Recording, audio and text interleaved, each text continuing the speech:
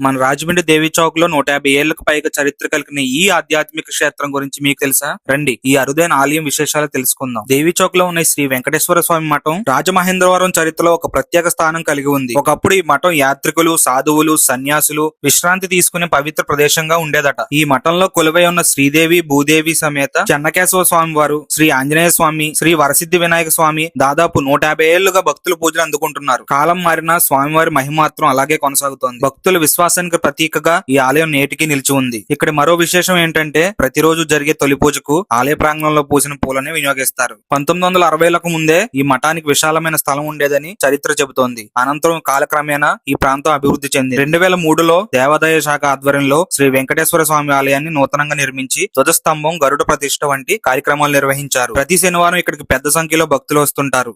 భక్తి శ్రద్ధలతో స్వామివారిని దర్శించుకుంటే కోరుకున్న కోరికలు నెరవేరుతాయని స్థానికుల నమ్మకం. ఈ ఆలయాన్ని ఎంతో చక్కగా నిర్వహిస్తూ భక్తులకు సేవలు అందిస్తున్నారు అర్చకులు పవన్ కుమార్ గారు. మన రాజమండ్రిలో దాగి ఉన్న ఇలాంటి ఆధ్యాత్మిక విశేషాలు, పురాతన ఆలయాలు, సంస్కృతి, సాంప్రదాయాలు తెలుసుకోవాలంటే రాజమండ్రి కబుర్ల పేజ్ ని ఇప్పుడే ఫాలో అవ్వండి. ఈ గుడి అడ్రస్ వచ్చేసి మన దేవి చౌక్ లలిత జ్యువెలర్స్ ఆపోజిట్ లోనే ఉంటుంది. శ్రీ వెంకటేశ్వర స్వామి వారి మఠం అని.